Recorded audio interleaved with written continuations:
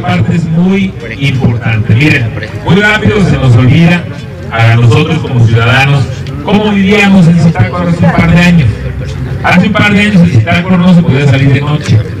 Hace un par de años andaban revueltos los malos y los buenos. Aquí en Zitácuaro era un caos.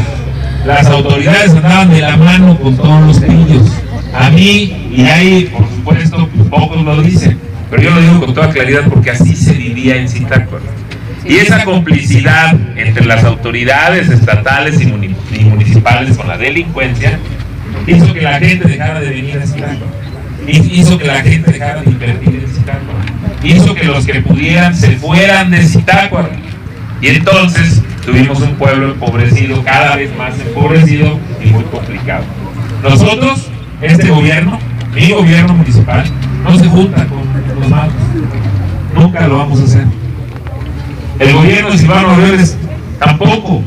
Estamos trabajando para todas y para todos ustedes.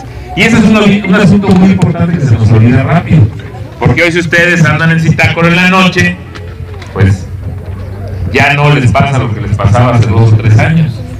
Ya hay actividad otra vez en Zitácuaro. Ahora, en lo que estamos trabajando de manera diaria y muy importante es en la otra delincuencia, las ratas de 2 patas.